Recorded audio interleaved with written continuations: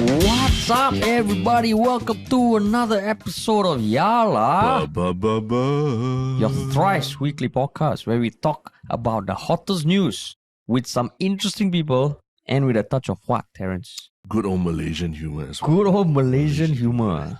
But Malaysia in general is just funny. It's a lot of comedy there. And probably gave rise to our guest sitting in front of us. Mm-hmm. Someone who's been on our podcast before. Mm-hmm. Yeah. But not in person. Yeah, not in person. That's the exciting part. Yeah. This is the first time we are meeting him in person. We last recorded August 2021. And now it is February 2023. Welcome back, Dr. Jason Leong. Wow, I didn't realize it's been 2 years. It's been. I thought it was 1 year. I thought I did your podcast last year. I also thought. Yeah. I really like how you introduced me because when you talked about Malaysia, good old Malaysian humor, there was a tinge of disgust lah. When you're mentioning good old, I can hear it in your voice, bro. Malaysia is. Don't read too much into it. I'm just in general very monotone. You are professional. Like you are a newscaster, but you are like it's like this. Yeah, Malaysia. But this fucking. You gotta open up our Singapore. Hey, but my mom's family from Malaysia, so of course I love Malaysia. Oh, but your mom is not Malaysian. She is now Singaporean. See, because she also denounced Malaysia. He comes from a family of people who have given up on Malaysia. Yeah. But you know, I think nowadays giving up on Malaysia is a good thing because I want to move to Singapore soon, one day. And also, Michelle Yeoh, who is from Malaysia, she just won a Golden Globe. Yes. You know, so she's very inspirational. You know? There's nothing you cannot achieve once you give up on Malaysia. But now she's still a Malaysian citizen-ish. I think so. I mean, she has never said she's not. But in her acceptance speech at the Golden Globes, she did say that, mentioned Hong Kong, Malaysia as part of her journey to become where she is today. So I don't think she has denounced Malaysia. Unlike your family. She's still proud of Malaysia. Just my mom. You know, now as we speak, my mom went back to Malaysia to visit her family. Okay. But, for how long? For like a month. A month. Okay, that's long. That's quite long. Every year, a month. More than once a year. Which part of Malaysia again? Kuala Lumpur. Oh, okay. Which is where you're from also lah. Yeah. But actually, you I realized you've been visiting Singapore quite a bit. Yeah, very often. Since I think on your Instagram, December you were here, and now you're here. Yeah, December. No, okay. November, I was here because I had a gig, and also my wife's family came down here for a holiday. It's very nice because my wife's grandma, she is a real homebody. She likes to stay at home. Yeah, she hardly ever goes out, even when she's in KL. But she loves flowers and plants. So my wife, after visiting the Gardens by the Bay in July, when I did my show, she knew that the grandma would love the flowers. So she actually got her grandma to come in November, which is a big deal. She had to renew her passport. She never visited outside of Malaysia for the longest time. Okay. So she came and she enjoyed the Gardens by the Bay. And then my wife asked her, "How do you feel?" And then she said, I look with my eyes, I'm full. Oh, really? Yeah, that's how impressive the Gardens by the Bay is lah. So what I'm trying to say is the PAP has done a good job. Hey, this is not PR application interview. No. Okay. So if anyone's listening, but it's so impressive. So I was here in November, then I was here in December for the ADCC Singapore, which is the a grappling tournament in Singapore. And then I'm here again. So yeah, quite often. Yeah. Yeah, man. You're like almost like Singapore is very dear to your heart lah. Yeah. I can tell. Even there's a lot of time spent here and all that. Yeah. See, you're very professional. You say you come here to Singapore very often. But when you say that, Hadish is like, I'm like, Terrence, can you see his face? Don't need to be so nice that his face like, why are you here so often? Yeah. You don't find like Jason's love for Singapore sometimes a bit too overbearing? That's hilarious. Okay, joke there, bro.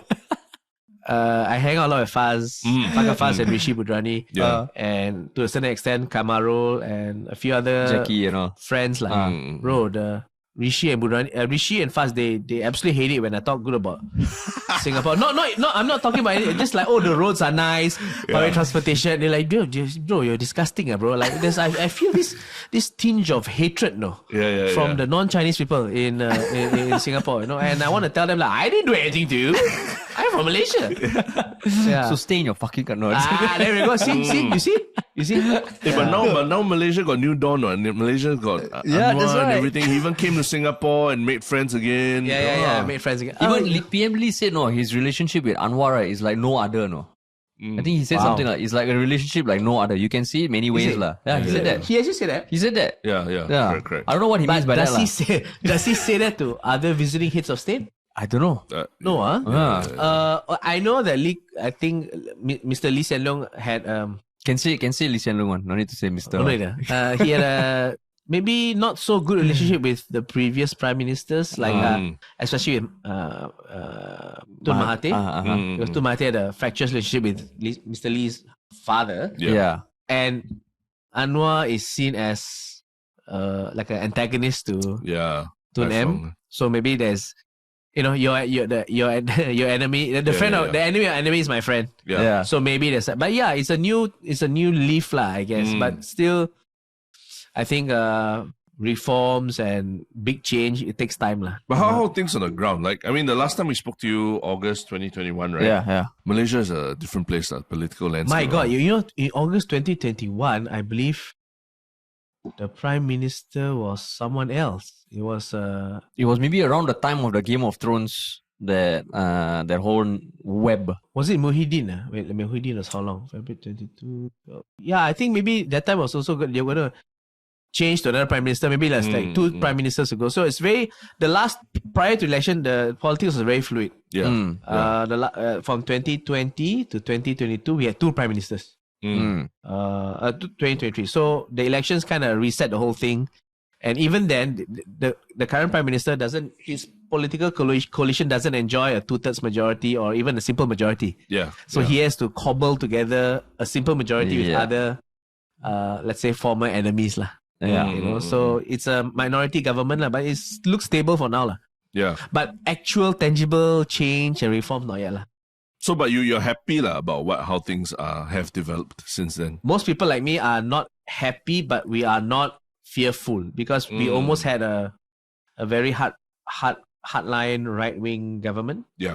Because this political party known as PAS is a very Islamist party, but now they're the biggest single party in parliament. They have 44 seats. But they by themselves and their partners couldn't cobble a simple majority, which is good news for now. But in the future, what if they get more seats? Yeah. So there's the fear lah. But what's the general feel like on the street?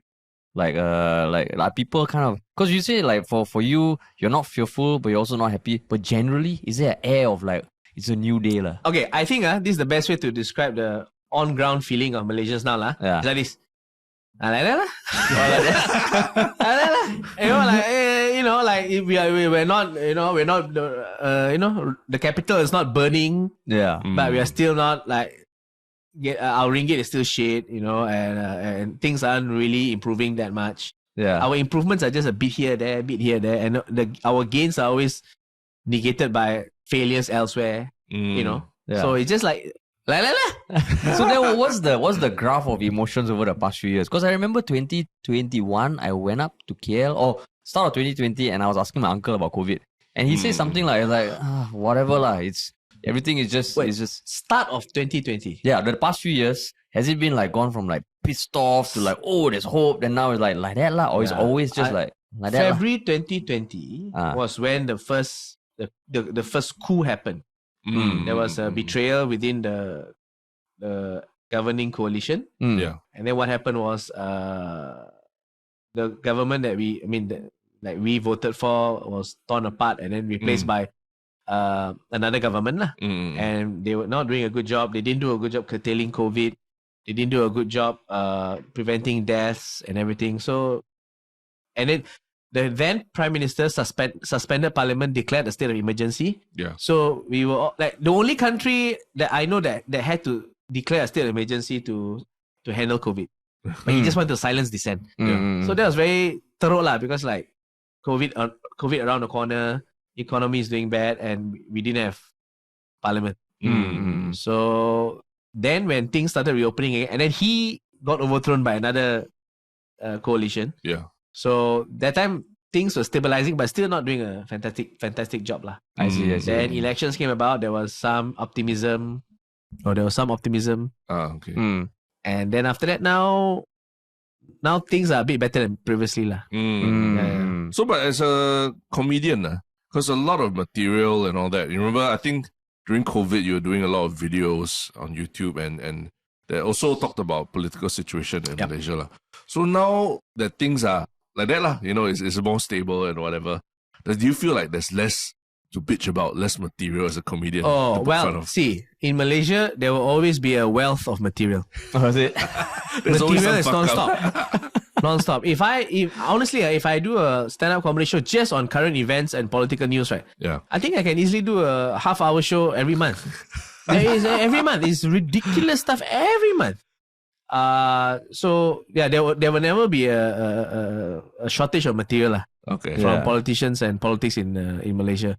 But having said that, like last year, I think you all know also, like during election year, our comedy club got shut down. Rizal and Gezer, my brother in comedy, he was arrested to assist in investigations because one of his videos touched upon race and religion. You know, so the racial sentiment and religious sentiment was very high in end of the second half of 2022. Yeah. And I think I felt the most pessimistic then, like, because, like, you know, comedy cannot do. You know, freedom of speech is curtailed. So actually, so from what I recall, it was one comedian during an open mic. Yeah, she wasn't even a comedian; she was an open mic, trying out for the first time. Yeah. So she came on stage. She said, "I'm a Muslim." Then she took off her hijab, and then she took off the whatever she was wearing to reveal like she was wearing some sexy clothes. And he said, "Oh, what's up, motherfuckers?" And then she uploaded that clip. And someone else re-uploaded the clip saying, "This is insulting to Islam." So then there was a lot of hate towards her and the club that allowed this to happen. So within 12 hours, the club was raided by authorities. Then you're shut down. And then shortly after that, so the mob was like they were very angry. And then they say, Hey, the owner is this guy who's also a comedian. Let's check his videos. Or there's a few clips of him talking about his experiences, in, you know, which touched upon religion. And then they were like, okay lah. Then a mob formed. They protested in front of a police station, live Facebook Live, everything. And then they submitted a police report, and he was arrested for and remanded for 24 hours. Oh shit! And now he's charged with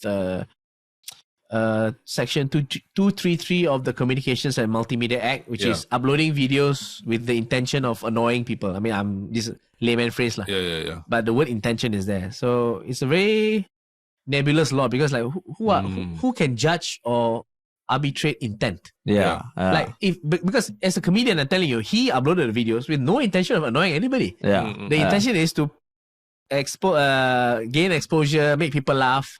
So who can say the intent is what? So that means he's charged with that. He's charged with it. So it's undergoing trial. So then because generally in comedy, you will say stuff that some people might find annoying, right? Yeah. So did you feel like, oh shit, soon it's going to be we had a other meeting. comedians? Yeah, we had a meeting after that. Shortly after he was released. And the truth is, we are all seditious. We are all... Anyone can make a police report and say, hey, I find your video annoying lah, but but my intent is not to annoy. My intent is to be funny. If you're annoyed, then don't watch. That's the problem with the law, because that is a criminal law, I think so. And that it involves the police. It's not nice. You know, if you don't like something, whatever, there are civil laws that can help with, that you can settle it among yourselves. But this one involves prison time, fines, and jail sentences. It's ridiculous. It shouldn't exist in a mature democracy. But then again, Malaysia is not a mature country. So he got charged because he's the owner of the club? No, he got charged because the videos that he has. The day after the club, when he was arrested for... No, he was arrested a week after. A week after. That was because, what's his affiliation? The haters started, this one, Rizal is a comedian. Oh, so it was just he was another comedian performing that night, or... No, Rizal is the owner. He's the owner of the club. So they're like, this club is I see. promoting hate, inverted commas. Then, oh, he's the owner of the club. Oh, let's check it. Oh, this guy. See, this guy also. No wonder they are. So then, he's going through the trial right now. But since then, because Malaysians like, wow, you are taking away our space and you're clamping down on stand-up comedy. So Malaysians are now more supportive of stand-up comedy. Oh, yeah? They are still coming out to shows in force everywhere. Like we have a lot of pop-up shows here and there. So it's good. I can tell that the support is still there. So it's great. So things are fully back to normal already in Malaysia. In terms of the lockdown pandemic, yes, it's no masks. Shows are allowed to happen. Just that we don't have a full-time comedy club now. But the good thing is other comedians are taking upon themselves to do pop-up shows and everything. And I do lots of shows with Rizal together, and I think he in a weird way he's happier now. Is it? Because he now is not tied to the comedy club. I see. He's free to perform for himself. And he's getting better and better. So it's amazing to watch. And he's also probably in some way more people know of him. Oh yeah. Right. Yeah. He's the one who got implicated. Because shortly after that, because he was trending on Twitter. Oh, is it? He was his name appeared on like mainstream news. So because like I used to make fun. He said he always like, hey, see lah, Jason, you last time you used to advise me, upload my comedy clips on social media. You see what happened? That's, hey bro, you trending on Twitter and you got covered by Berita Harian. No, you know how hard is it? No? I've never seen a comedian get covered, so it'd be great. It's like last time Faz also, when he made that joke, about Najib. That one, he did say it opened him up to the Malaysian audience. But I think Faz should re-upload the clip now. Because the guy's convicted. No, I think he probably did. I think Faz probably did. I better check. For your listeners who may not know, Faz did a joke in Singapore where he said like the bahasa Melayu is different in Malaysia than in Singapore. In Malaysia, you say this. In Singapore, we say this. Or Singapore, we say this. Malaysia, you say that. So for example, they say in Singapore, we say pencuri. Malaysia, you say Perdana Menteri. Whatever. So which is a harmless joke, but my God, so many people got upset. Yeah, man. They tried to ban him from immigration. They tried to ban him from coming to Malaysia. They tried to death threats. They filed a police report, death threats to his family. Also, it's the staple lah. It's the same playbook that was lobbied against Rizal and Gizel. But the one thing that I'm very happy about with Faz and Rizal is that they never apologized for the jokes. They never said I'm sorry. Never said that. None. No, comedians shouldn't apologize for their jokes. But so like coming to Singapore and performing here, you think it's a better place to freedom? If you there's more freedom. It's very weird because I think who said this? Rizal said this. He said so in July, August, September. We performed at the Esplanade Theatre at the Kings and Queens of Comedy. He was his first big show. And then he said that, I come to Singapore and it's great to perform live again. He said, things are bad when Malaysian comedians have to go to Singapore to practice their freedom of speech. But over the years, I think Singapore is, compared to Malaysia, Singaporeans, the scene here has a bit more levity and a bit more freedom to perform. I don't think there's ever been a case where a Singaporean comedian gets hauled to the police station because of a joke. Has there been? If you find Amos E funny. Oh yeah. The first not a comedian. Okay, stand-up comedian. Stand-up comedian. Because I would have heard of it immediately. So I don't think so. Amos E, I know what's the deal with him? He's in America now, right? He's I think he's a convicted pedophile, or something like that. So that one, he went off the cliff already, lah. That one, he's in America. Yeah, he's in America. He's in America, and he's in jail. I don't know whether he's in jail. I think in jail. Oh, he's in jail already. Yeah. Because he went to America at that point, there were still people who were supporting his right to free speech. But then when this pedophile thing come out, right, even they are like, fuck. Cannot lie. There's too much. He has a lot of problems. But I'm talking about like bona fide stand-up comedians here. I don't think there's ever been a time where there's even a police report against.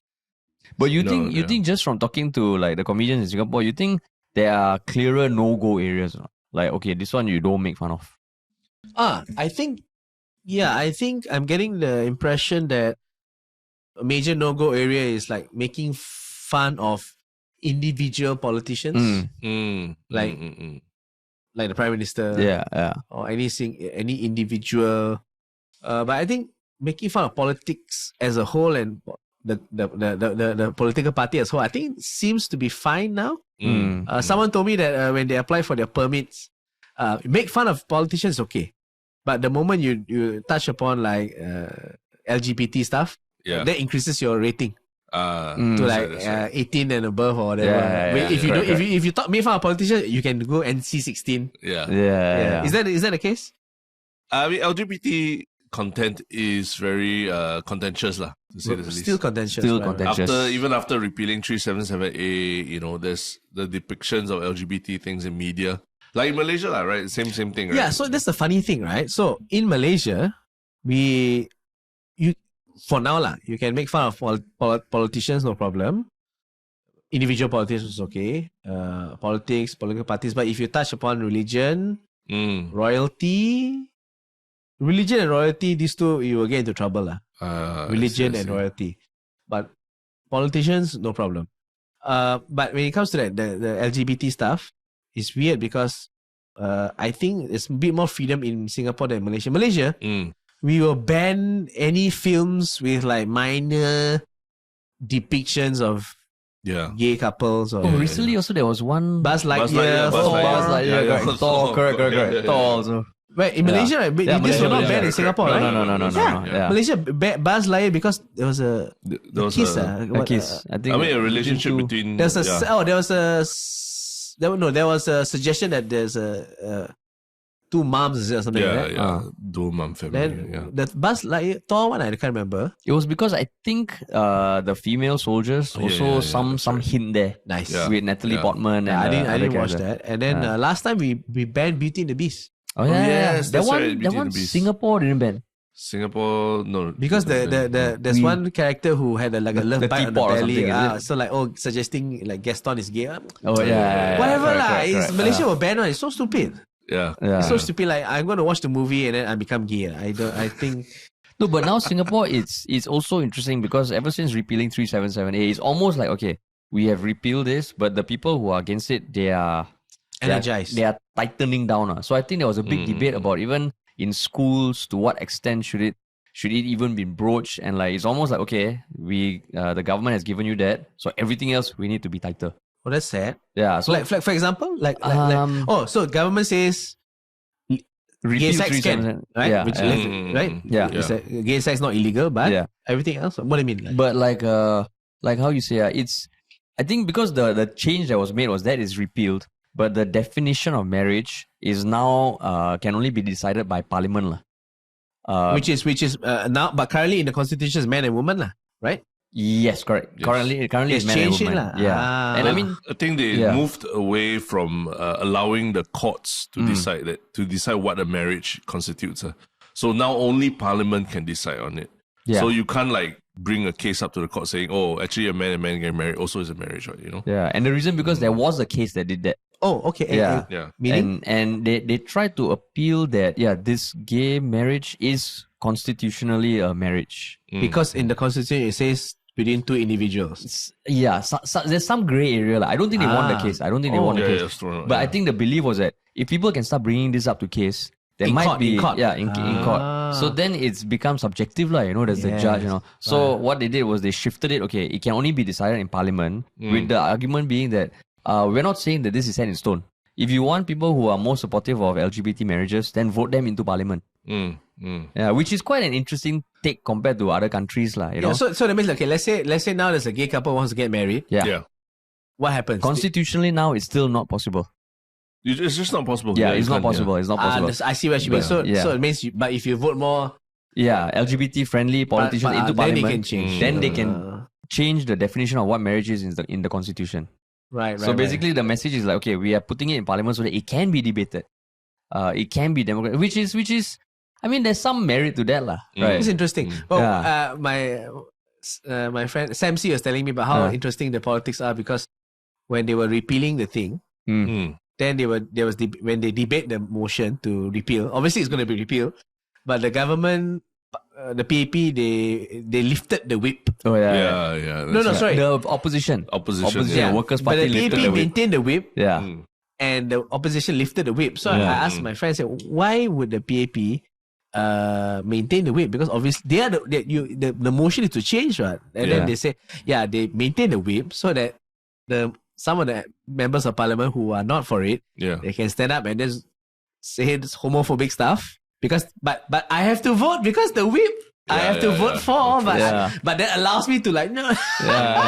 That's interesting, lah. No, do you watch the clips or not? Do you watch the clips? Because No, some I of the don't want clips to you watch, it almost feels like hearing from someone who is like still in the 30 years ago, 40 years ago. The way they talk. The gay, you know? The gay. The gay. So you hear that and so it's interesting, but like see how that develops and like when it comes to content also, the moment you have that is already a bit more M18 a bit more M18. Yeah, so see, that's why Singapore is making progress. I feel I mean, of course, it's not the best yet for the LGBT community, but there's some progress. Malaysia, no progress. Malaysia, I think if there's stagnation, is the best. But there's no stagnation. It's going backwards. Like, recently there was recently there's you know what's PrEP? PrEP. No. PrEP is this it's a type of prophylaxis. It's some drug that people can take to prevent them from getting HIV. Okay. It's very good. Okay. So the Ministry of Health is like starting to give this out to whoever who needs it. Of course, a lot of them are gay people who are gay men who take it to prevent getting HIV. Then started the conservatives. The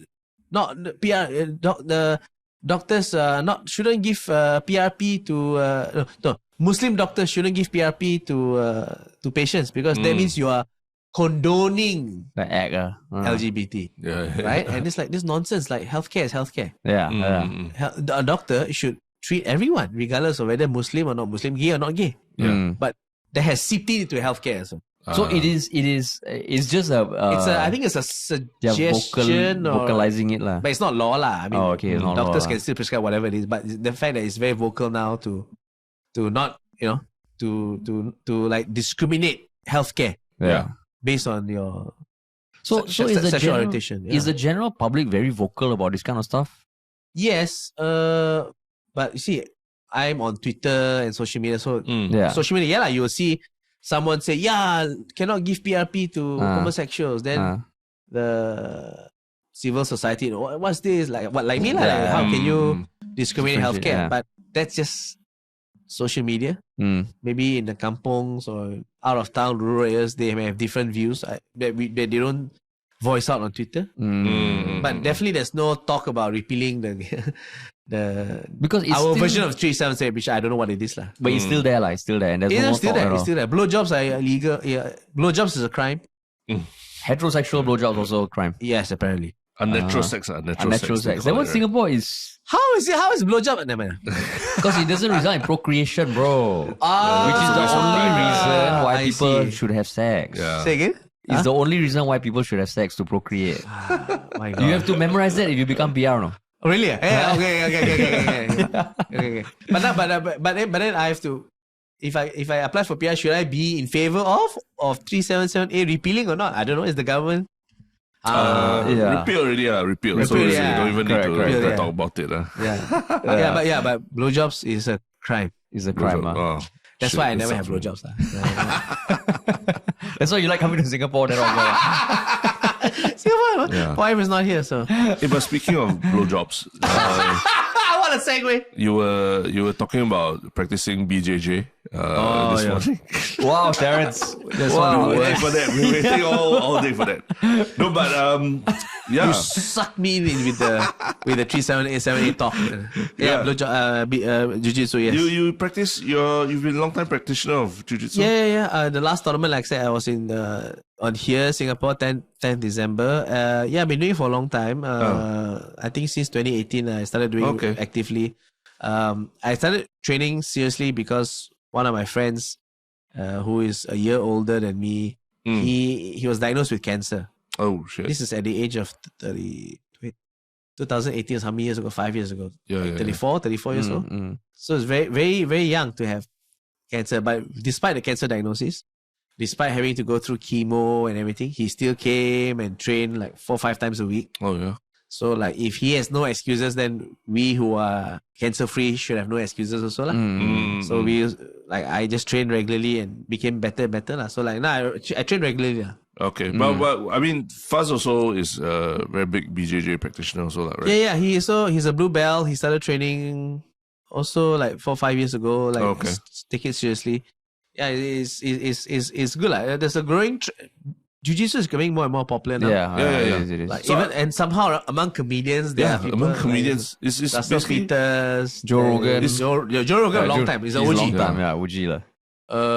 Ronnie Cheng. Yeah, it's comedians and tech billionaires lah, right? Who are doing BJJ now. Because you got time, you got free time. And Guy Ritchie also. Guy Ritchie, Guy Ritchie, he's a director. Guy Ritchie. There's also who played the guy who played Jay in Modern Family? That old man. He is also a black belt. Oh, is it? Black belt? Yeah. What's his name? The guy who played Jay in Modern Family. Jay in Modern Family. Oh, the guy from Married with Children. Is it? The Modern Family. Yeah, Modern Family. The one, Sofia Vergara's husband. Yes. Oh, I know the guy, but I don't know his name. Yeah. That's the thing. Yeah. He's a black belt. But you know Sofia Vergara. So why is there this trend of comedians or entertainers? I think it's the trend. It's a general trend. More and more people are getting into jiu-jitsu because I think as we grow older, I think it's a very good sport to do because it's the safest one to do. Safest one to as do. you grow older because it's very physical, but because when you get into a submission, when you get submitted, you can tap to release the pressure. Yeah. So there's no lasting damage compared to say Muay Thai or boxing, where if you sustain a hit, there's a hit. Yeah. There's no way of tapping to prevent the damage. Yeah. Or like in judo, where when you throw someone, you land hard. Yeah. But jiu-jitsu, there's no throwing, there's no landing. So it's very physical, very tiring, good for cardio, but also you can do it till you're old. Because it's low impact also lah, right? It's low impact. Much more lower impact. There is impact. Yeah. But much more lower impact than say a Muay Thai competition or a boxing match. Yeah. Or even like futsal or basketball. Yeah. Those are horrendous on your knees. What got you into it? Like you started training seriously in 2018, but what got you into it? No, when I was studying in Dublin, that's 2004. I just walking past by because like I was living on campus, so there was a sports center. So I just went to see what's going on there. I saw like they're having a grappling match, and I see like the one of the smaller guys tapping out the bigger guy. And when I saw the taps, like, hey, this like WWE. This is like wrestling. Submission holds. Like, hey, it'd be cool to learn some submission holds. Yeah. So I signed up for the first class, and I got thrown over by the same small ass guy. I think his name is Brian, and I thought, wow, a small person can control a bigger guy so well. Yeah. This is definitely beneficial. So I was hooked onto that since. Since 2004. Yeah. But it was very fractured because like I trained 1 year and then after that I was off campus, so I didn't train. Then I went to Penang to continue my studies. So I didn't train then. Then started working lagi. I couldn't train. Then when I shifted back to KL, then I started training regularly again. But then I was like off and on. Then I got injured. Yep. 2018 was the year I started training regularly lah. But got a part of you wishes that it's not as popular. No? Why? I don't know. Just like for me like right now in Singapore, so many people cycle, right? Yeah. I used to cycle a lot last time, but over a few years I tapered down also. But now if I think I wouldn't want to cycle because it's so fucking common. Like everybody cycles. Yeah, I think too many people cycle. Yeah. And which is why you'll find out why in my Netflix special. But for jiu-jitsu, it's better that more people are doing it because then it makes the sport more popular, more awareness, and then there are more training facilities, more training partners, more acceptance in mainstream media. Like right now, the jiu-jitsu scene in Singapore is so big, and so is the scene in Malaysia, and we can grow bigger. I'm actually doing a fundraiser show to raise funds for our Malaysia Jiu-Jitsu Federation. Okay. Because we don't get funding because the federation sends athletes to go and compete in SEA Games or Asian Games. So, but it's a new body, so we don't have funding from the government. Yeah. So if more people do it, okay. and we get more medals, then you're gonna get funding, But you're involved as an athlete, lah. Like you. No, I mean, I'm not the national athlete, but just a member, lah. So, and I wanted to help them. So we're doing a comedy show. People come, then all the proceeds go and help the Malaysian Jiu-Jitsu Federation. I see. So yeah, if more people, it's like scale things like same like how like I wish more people love comedy, lah. Then I can make more money, lah. But and it's not like cycling. Cycling the road is not a problem with facilities, lah, right? Whereas Jiu-Jitsu, you do need a space to train, lah. Right. So you're saying you don't like more people cycling because it clogs up the roads? I'm just an asshole, lah. You just want to be special, lah. I just want to be special. But if there are more people cycling, wouldn't that make the equipment cheaper for you? But then the roads get crowded. That's true. Yeah. That's true. And then now I tell you, I don't know how it is in Malaysia. I assume it's the same. There's this ongoing tension between cyclists and motorists, lah. Now like this call like 60 seconds to doomsday the clock. Motorcyclists. No, the cyclists. By people who cycle and motorists, lah. So road cars and all. Yeah. There's an ongoing tension between me and all cyclists. Oh, I think they're all assholes. You and Terence will get along like road cyclists. I can't stand road cyclists in Singapore. No, they're a nuisance. There's so many videos now on like where they show like there's one then funny, the car has literally moved to the side to let the cyclist pass. The cyclist can still knock into his car. It is where in Malaysia. No, it's somewhere else. Oh, somewhere else. But my problem with it is that it is very dangerous to cycle on the road. Because in Malaysia, there's no dedicated cycling lanes. Yeah. And the problem is, once you get into accident, it's really chalat lah. Yeah. It's very teruk, So I don't know why these people persist. Like, there are other ways to do your cardio. And But you got try cycling before on the road. It's actually super fun. It's awesome. It's super fun. Okay. Because it's a community. No, as in, okay, so for me last time, it's just because, if you cycle on a road with a road bike, right, you can go fast, and there's a certain cadence of getting in momentum, and like, it's just very, I liked it because you feel you're like one with the bicycle and on the road and going fast, and it's nice, lah. And it's not something you can get with cycling on footpaths or even mountain biking. I think it's the speed, the speed that's nice. Yeah, but then wouldn't that, I experienced something else also, like mountain bikers. Yeah.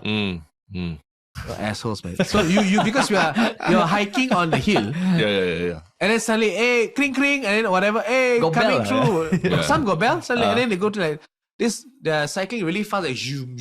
Oh, like, yeah. Like, it's dangerous, Yeah, I think in Singapore, the act of road cycling, the whole wearing the spandex and then helmets and then got sponsor. Terence's favorite. All that is, it is tied to socio-economic factors as well. Only people who can really afford all this equipment, they're the ones on the roads, like hogging up the lanes and all that. So a lot of people can't stand it, and then it is tied to inequality in Singapore and everything. Good. It's and a also big representative. And also these assholes. You don't pay road tax. Oh, yeah. So that I agree. But going back to the cost thing, dude, if someone doesn't want to get an iPhone, they can so easily get a perfect kit for like a bicycle on the road. And I think iPhone, I don't think it's reflective of socio-economic differences. But the bicycle is way more expensive. No, you can get a road bike for like 600, 500. Really? Yeah, you can. If you want second hand also. Okay, but you're comparing something, the iPhone, you almost need it to survive, right? Yeah, but maybe someone really likes cycling. But you don't need a bike to survive and perform in the office, right? Yeah, I can see you all getting along very well. I think you really enjoy my special because I have a 8 to 10 minute rant about cyclists. That's why the title is called Ride with Caution. So speaking of your special also, it's coming out on 9th February. Yes, sir. On Netflix. Yes, sir. And what should people think of going into the special, or even for people who have seen your first special? So it's a completely different show, and I really like this show because, like the first show, I toured the show extensively before I shot it. So I think it's quite well polished. A lot of people say that their favorite bit is the one I ran about cyclists. Okay. And I think. But who has watched it? Like it's not out yet, right? But who has watched? No. I performed the show in KL. I see. Obviously Singapore, certain parts of Malaysia. I've taken it to Australia, Melbourne, Sydney, Brisbane, Perth. Where else? Yeah, so that's about it. So Angmos find it funny lah. If Angmos find it funny, then some Angmos, because like the thing is, I try my best to get the Western market, but they don't come to my shows as much. But I'm always hoping to expand my audience beyond Asians and Malaysians and Asian adjacent people. So that's why I'm going. I try to tour outside of Malaysia as much as I can. Yeah. So this year my tour after my Netflix special is released is going to be a big one. All around the world. All the way up to America and Canada. Ooh, nice, man. A lot of flying. And this was filmed in Singapore. Yeah, Esplanade Theatre. When was it filmed? Last year, July. July. Because the PAP has done such a good job supporting the arts. We will cut it out. We will cut it out. No, the Esplanade Theatre is beautiful. Yeah, it really is. It's the most prestigious theatre, I think. The second most. Next is the Star Theatre, the 5,000-seater Star Theatre. Oh, in Singapore, is it? Yeah. The Star Vista one at Bonam. I think so, yeah. That one 5,000 seats. 5,000? I think 5,000. Oh, shit. Esplanade is 2,000, but Esplanade is beautiful. Yeah, it's beautiful. I love performing there. So I remember talking to Faz, and he said as he has gone through a few different specials, his thoughts of like the jokes he wants to tell or what kind of stories he wants to share has evolved also. So of course. For you, like, how has it changed from your first to your second one? Oh, okay, second one, I think second one a bit more introspective because I talk about having a child. So that has changed since a bit your first one. Being a father changes a bit. Then I talk about more stuff that's dear. It's more like as you grow older in comedy. Last time it's like, hey, that's funny. That's funny. That's funny. But as you grow older now, it's like, hey, something happened in my life that I think is funny. Here are my opinions. I think this is funny. So it become more and more a bit more inward lah. Like the whole bit about cycling. So that's very just my own opinions. Yeah. About why I hate cyclists. Yeah. So that's the introspection you do lah. Why you hate cyclists? I really hate them. You had a child, but no, so you annoying. just think about I talk about my child. So I'm like, she doesn't grow up to be a cyclist, Well, your child was born after your last special, lah. Yeah. And but how has the fatherhood changed how you approach comedy though? Wait, hold on. My special was released after my child was born. Oh, after your child was born. Okay. But that was not reflected in the special lah. I see. I think I'm more driven to make money. Because having a kid is very expensive. You guys don't have kids, right? I have kids. How many? One. 2-ish. Yeah, so that's why we get along so well now. Your kid also 2 years. 1 3 years old. Oh, 3 years old. I have 1 kid 3 years old. Okay. We are mind meld. About that, This childless bastard. Yeah. Just married though. Just married. Just married. Congratulations. Yeah. Does your wife want kids? Yeah. I mean, I also want kids. Want kids. Okay, that's nice. Yeah, correct. Yeah, it's very. Singapore, you get a baby bonus. Yes. But I thought it's only you still get a baby bonus. You do. Yeah, you get. There was in COVID there was one more. There was a COVID bonus. There was a COVID bonus. How much is the bonus? The COVID, I think 3K. Like now the baby bonus 3K. I think it's around. That's the baby bonus 3K. 3K. Yeah. I heard it's 13K. No lah, no 13K. I think they're talking about subsidies in terms of the hospital and all that. Yeah. Then there's you can check that off your board on why you love Singapore so much. Malaysia don't have, Malaysia don't have. Malaysia no baby bonus or subsidy. Which is why there's another reason why Singapore is a superior thanks to the good governance. I didn't know this bonus. It's so nice. Okay. Yeah. Get baby. But I mean, there is that thought of. We joke about it all, but there is that thought of maybe one day moving the whole family to somewhere like Singapore, right? Where for you. In terms of moving the whole family to Singapore. Yeah. And of course, so my daughter is a female, so she doesn't have to serve national service or whatever. But maybe if we have another child, then maybe have to lah. Yeah. And then so I've been asking my comedian friends okay, in national service, what do y'all do? And then the basic training, and then I asked them so now when you go for your reservice, what is your vocation? Yeah. Right. Because as a Malaysian, what I had in mind is, okay, Singapore or Singaporeans, or they have a whole citizenry of soldiers. Yeah. So when war happens, all these soldiers are activated and they're going to defend the country. That's my thought. National service, 2 years, of course, that's you create soldiers. Yeah. Or civilian soldiers, right? So I asked them, what's it? So then one comedian, I'm a truck driver. And he always tried to avoid the reservist training. Then another one's a policeman. Then I said, what do you do as a policeman? Oh, I just train the kids to do marching. Then Rishi, he's a Quartermaster. But his quartermaster is very interesting. He has so little work that he apparently plans their parties. The older civilian, the mess boy lah. Whatever. Plan party. Then another one's a clerk. Then there was a mechanic. But the things he repairs is outdated. So I'm like, wow, in times of war, you all are the ones. They are our Avengers, no? That's our Avengers. Yeah, that's our. In fact, that's what you want, right? Well, they know a little bit of everything, right? But coming together is then greater than the sum of its parts. It's true. I don't think you guys even going to go, because every time you're reservist, I want you really you are the ones going to protect the country. Because see, we Malaysians, we don't have national service. But all my friends, half of them are crooks and gangsters, and they have no match. You're no match. The clerk is no match for this con man and gangsters.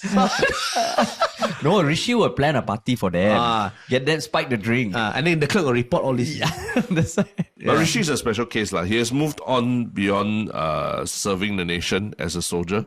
He now hosts our National Day Parade. And does things like that. That is a much higher level of national service than being a soldier. So what's your vocation in NS? Mine, I was in guards. So a machine gun commander. Wow. So I know it sounds like I'm badass. But most of the time, I'm just cleaning the weapon.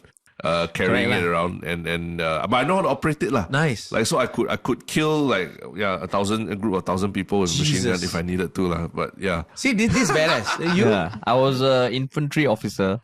So no, you do reservist. What you do? So the thing about my reservist, right? Because here's the big asterisk that comes with it, right? Because I came out of the school as an infantry officer.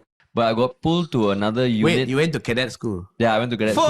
Okay. But then that's the start. Started off but then I got pulled to a unit that I wasn't trained in because I was playing hockey for the army also. Wow. So then after that in the system, I think I was a bit confusing for them because I was infantry trained, but I was in an armor unit. So I didn't know how to operate the tank. Okay. And then I never got called back for reservist for a while until I acted in an army movie.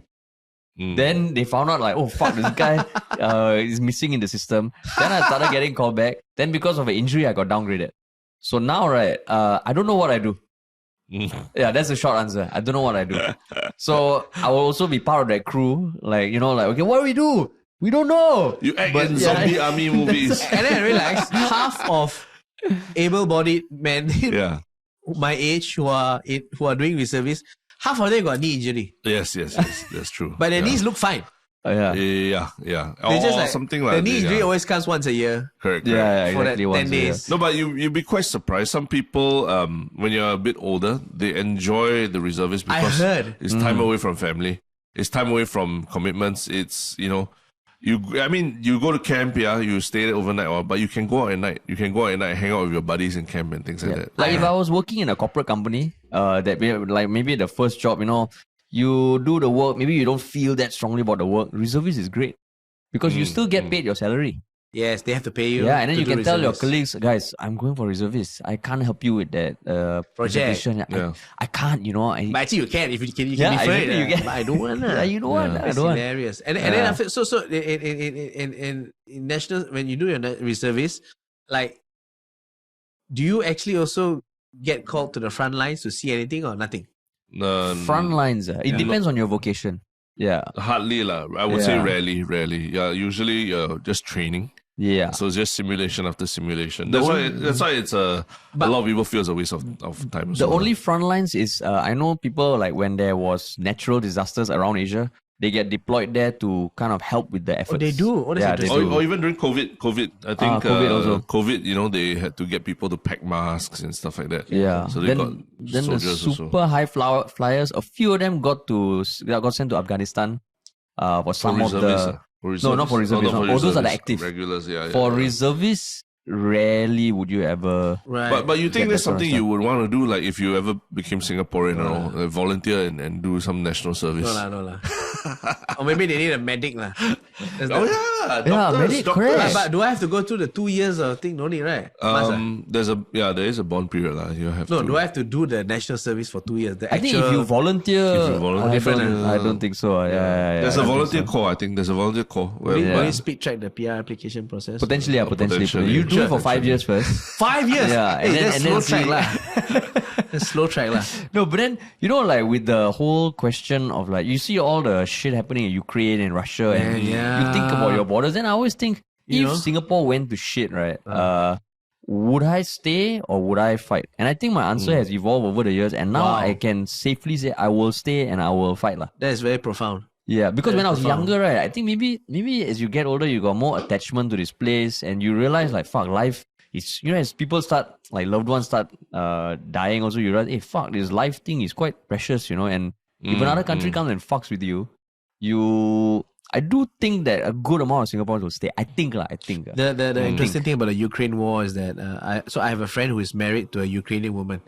So he lives in Berlin, and they're living in Berlin, but his wife is Ukrainian from Kiev. So he said that when the war happened, there were a lot of these people in Ukraine who they bought a second apartment. For investment. And then the rocket just obliterated the apartment block. They had to abandon their sports cars because they had to. Sports car cannot feed the whole family. And he had to get people to drive the wife's family out of Kiev into Berlin. And he was saying that the Ukrainian refugees, they're people like us. Disposable income, educated, middle class. They had money in Russian banks. They're now frozen. It's like one day you're... Oh, it's fucking crazy. No, really. One day you're us. Yeah. The next day you're a refugee. Oh. It's sad, man. I was in London waiting to go into this restaurant called Dishum, like a top Indian restaurant. Outside there's a guy who works for the restaurant, but he's like manning the line. He's from Ukraine. He's like a young guy, and said, my friend asked, what do you do in Ukraine? I was a dentist. Oh, shit. Now working the line. But hopefully he gets integrated into the UK system. So they really just picked up and left. And Kiev is they're all middle class people. No, I mean, they had no choice but to leave. Yeah. But it's interesting that you choose to stay. That's very brave. I mean, that's why I say now. I would like to say, I'm like, hey, fuck. No, but you'd be surprised how sometimes the bravery of ordinary people come to take place. Like I had a friend many years ago, 2015 or 2016. Sabah, state of Malaysia, there was an incursion by let's call them terrorists by some terrorists who claims to act for the Sulu Sultanate. They want to reclaim certain parts of Sabah. And one of them is Lahad Datu, the place called Lahad Datu. That's where all the things they attacked there. They killed some policemen and some soldiers. But eventually they were contained. My friend worked at a hospital in Lahad Datu. The day the incursion happened, he happened to be in KL having lunch with me. 2 days after. So I said to him, hey Mike, the incursion is happening. It's still ongoing. You shouldn't go back to work in the hospital. Then he says, no, I have to go back and do my duty. He's not a soldier. He's a doctor. But who knows? Maybe you need doctors. So he went back. But luckily he was contained. Wow. So there is a case to be argued that ordinary citizens can be extraordinarily brave. So but you're staying you're putting on record you stay now on record already. Now on record, people play the podcast back. If they see me at immigration, hey, you fucking get your ass back in Singapore. But is there a law that will compel the reservists or national servicemen to stay and fight? Is there? Now if you escape duty, like when you're called back, it's AWOL, absent without official leave. I see. So but when it's wartime, I don't know.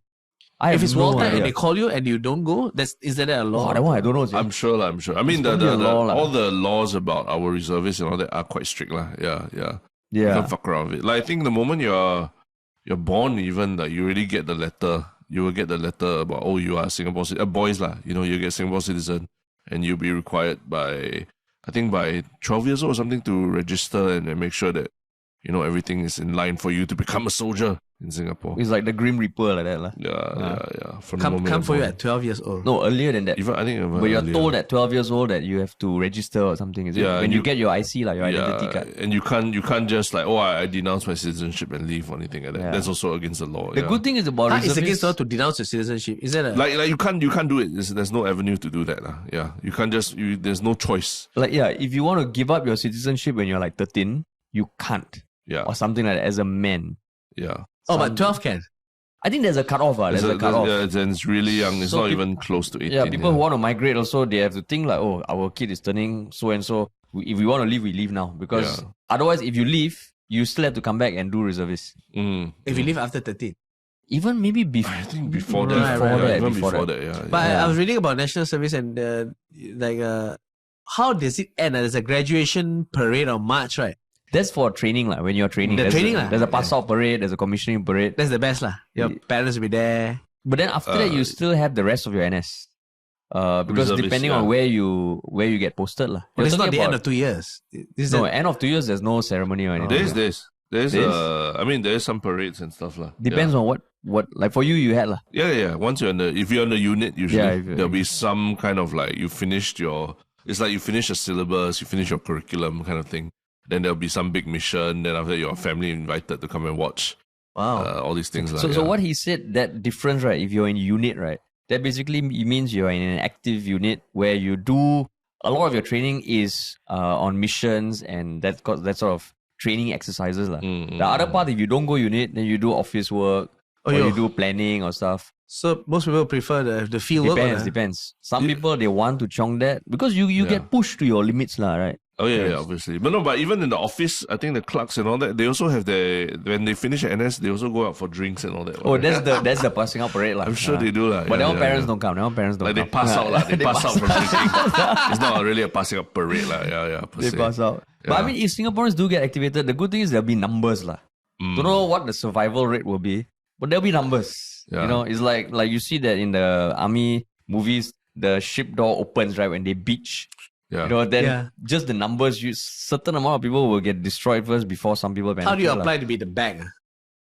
The bag of the wave. Complain about knee issues, tell them, I got knee issues and things. I cannot chong at the front. Knee issues for guys in their 30s and all that, right? Correct. It's a real Last time thing. also Malaysia tried to do this during Najib's time. They tried to do this national service thing. Yeah. Which is just, my God, thinking back now, it's just an excuse to give out money to corrupt cronies, because it's a 6 months program. Yeah. And the trainees don't teach. It's not nothing to do to make you half a civilian soldier. It's just programs and be loyal to the country. Then maybe you get to fire the gun once. Yeah. And throw one grenade. Was that the one where not every man will get it also? It's like a lottery system, right? Men and women. Men and women. Men and women. But it's still lottery random, system, right? yeah. And there was some students died.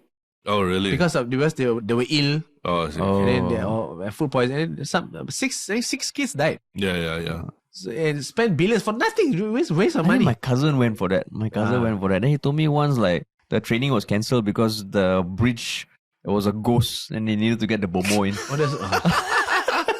But so Najib, I mean, now it's it's kosher to say the words Najib and corrupt in the same sentence already. It was last time. It was already. It was last time. I mean, Najib doesn't have that same kind of popular support on the ground that he had years ago. Now he's in jail. Yeah. So yeah, he's been convicted quite thoroughly. But the jail or corporate jail. Very good question.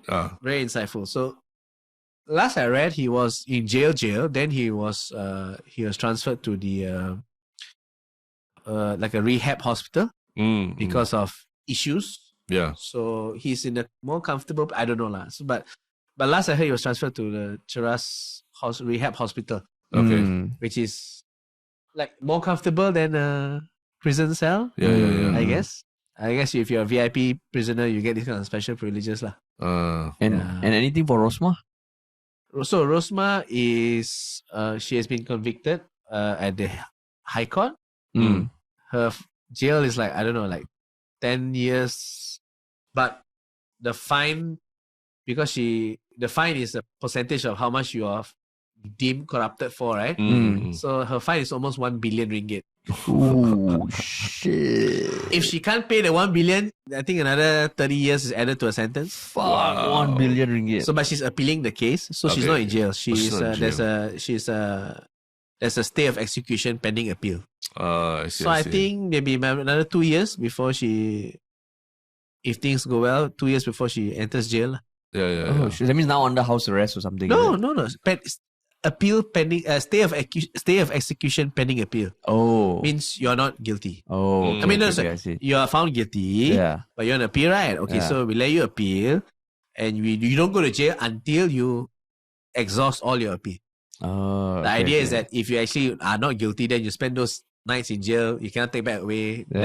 Correct. It's different in some other countries like in Japan, where they have a very high conviction rate because you are kept in jail indefinitely until your court date or whatever, until you are whatever lah. Oh shit! I see. So by the time they plead guilty or whatever, so go ahead. No, but she's like how old now? Like it's got to be like 70s or 60s, 60s. I think 60s. Yeah, Najib was 60s. So everyone's like super happy that they got convicted and everything, like, right? Except the supporters lah. So they still have hardcore supporters. Definitely, they definitely. There's still hardcore people who think. So how do they defend? How do they defend what they did? It's all a political conspiracy. The money is not his one. He was doing good for the orphans. So your knowledge of like politics in Malaysia. There will always be people who believe the earth is flat. Yeah. Correct. So obviously there'll be some people who may believe that Najib is an amazing guy. Yeah. How maybe one of us think the earth is flat? You're a basic education. No, what I was going to ask is, your knowledge of like Malaysian politics and even politics of other countries, is it because you are fundamentally interested as you get older, you have a child, or is it also because it is part of comedy material? I think all. It's part of, I like watching Trevor Noah, Ronnie Cheng, Stephen Colbert, John Oliver. They're all very well read, and this politics around the world is hilarious. It's absolutely hilarious. American politics is hilarious. Yeah. It's an interest lah. Do you think Singapore politics is hilarious? No, very boring. No, honestly, because I've made jokes about this also. It's very boring. It's not funny lah.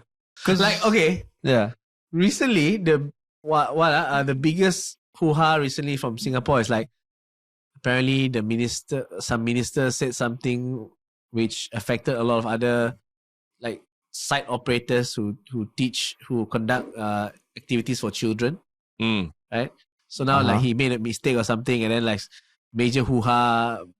They have to organize a clarification town hall, and then there's another mistake, and there's another one like it's on the news. Major news. I'm like, that's your biggest problem. That's so juvenile. We have way bigger problems in Malaysia. So that's why sometimes we do our podcast 3 times a week, right? And sometimes like there's really nothing in the political scene that is super polarizing or controversial. So sometimes we got slow news days also. Then we talk about Dana White slapping his wife. Yeah, but news about Singaporeans sometimes you get the weird Singaporean who's like that one got also right. That one got a lot. There was a dude recently who sued his some woman for friend zoning him, like for $3 million. Yeah, why so much? I don't know, man. So your question is not about why sue in the first place. You're like, why so much? Maybe why so much? 300,000. Okay. But she promised you 3 million. Is it reputational damage and everything? Like, it's because he's a CEO of his own company and a trader. So he said his earnings were affected. But actually, it's true. I was listening to the podcast you were with you on Fuzz's podcast, right? And the funny thing was like I think a lot of times when you were trying to make a very serious point about the politics side of things, then there was a lot of like everyone was chiming in with a lot of different jokes and laughter, and he was like, no, I'm trying to be serious, guys.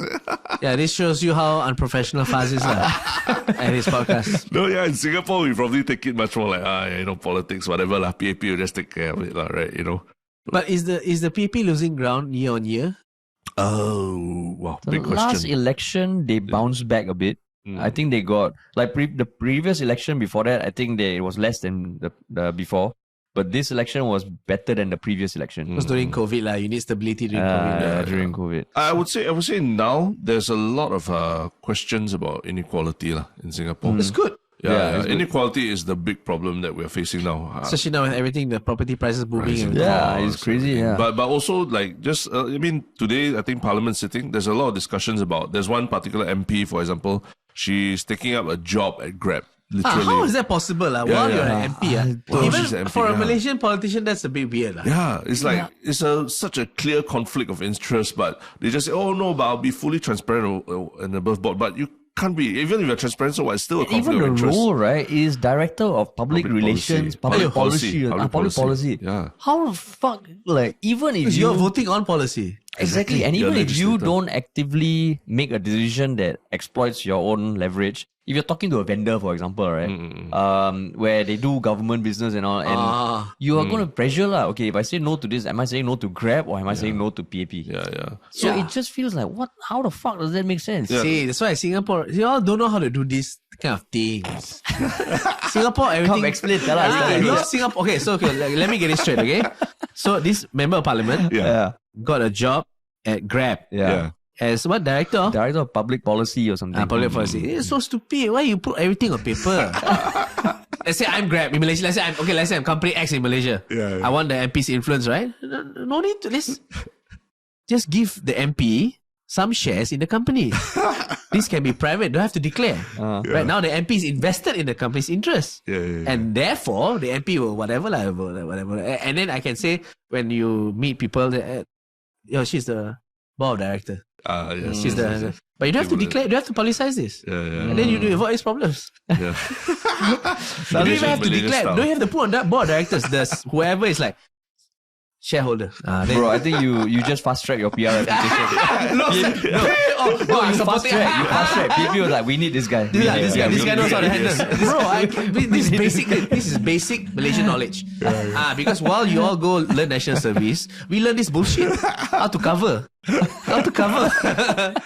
So what's happening to this case? So fascinating because in Malaysia, honestly, we don't do this. There's never been an MP I know who took a public job. And it's such a huge ass company which has its arms in everything, you know. It's a big company. Huge ass, and like it just broke. The news just broke Friday, is it? Yes. Friday. So this today is being discussed in Parliament. I don't know if it's being discussed, but confirm the MP, opposition will question. Opposition will question. I mean, so there are all these. You were asking about PAP earlier. I think people are questioning: is it that the government is getting very out of touch with people, such that even doing this kind of blatant like taking a job like that directly conflicts with your role as MP, they try to rush it through and brush it off. There is something even less egregious happening in Malaysia, but it's gotten a lot of flack, which is so the Prime Minister's daughter, her name is Nurul Izzah, very popular politician. First of all, I like her personally. And then the last election she lost. It was a shock defeat. She lost to a conservative politician. Shock defeat. It's lost, and the seat that she lost has been under the family for like the longest time. It was previously Anwar Ibrahim's seat. Correct, yeah. Then the wife. Now the daughter won 2 terms or 1 term, now lost. Shock defeat. Yeah. So recently, the Prime Minister, who is also the Finance Minister, appointed her as a advisor into the Finance Ministry. Is it? Yeah. Now this is like, there's no, and he said that, this one is unpaid. It's like, no, she's not getting a salary. Yeah. Malaysians like, this nepotism. What the fuck? Like, she got the job because she's your daughter. No. That's no. She's qualified because but there are other qualified people too. But she got it because she's your daughter. Yeah. Right. And then some people say no lah, that's not nepotism. Blah blah blah. But a lot of people say, but it is lah. It is lah. It's kind of like Ivanka Trump. It's clear cut nepotism. But hasn't that been happening for a while already? How come people are questioning now? No. We always question for her specifically. But this one is a bit more like. Because Anwar Ibrahim campaign on the platform of reform and transparency and good governance. Now you appoint your daughter. I'm like, And he has so spoken against last time, like, you shouldn't appoint your sons and daughters to give you shouldn't give your contracts to your sons and daughters. But okay, obviously this one no money change hands, but still, you get a name card that says Ministry of Finance Advisor, Daddy is Prime Minister. This nepotism is quite clicker lah. But that I feel not as egregious as an MP taking a job at Grab. So that's why it's amazing it is happening in Singapore. Also, like maybe 5 to 10 years ago, people might be less willing to post about it on their own Facebook or on Twitter. But now you're seeing a lot of that, which is great. Which is great. But okay, so this is a PAP politician. You're literally sitting in her constituency right now.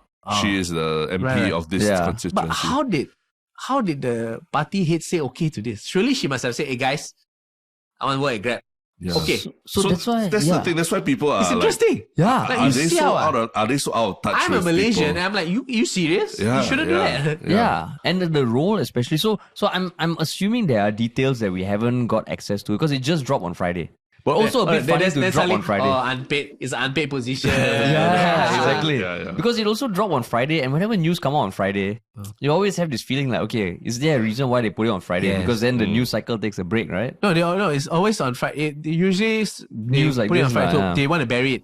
Yeah, correct. They want to bury but it. I don't know why they must. Or because Grab is a public listed company, that's why they have to announce this kind of stuff. Maybe. But it's so weird. Like, I didn't even know MPs they can take on a full-time role. They can. I think it's not. An MP can. MPs can. No, I think it's not illegal or against the constitution. But it's just weird, lah. It's just not nice. Weird, lah. Director of Public Policy. It's just not nice, lah. So we see. I mean, if a Malaysian is criticizing this, you. That's why if a Malaysian wants to apply for PR, like, you gotta. Yeah, bro. Think about it, lah, bro.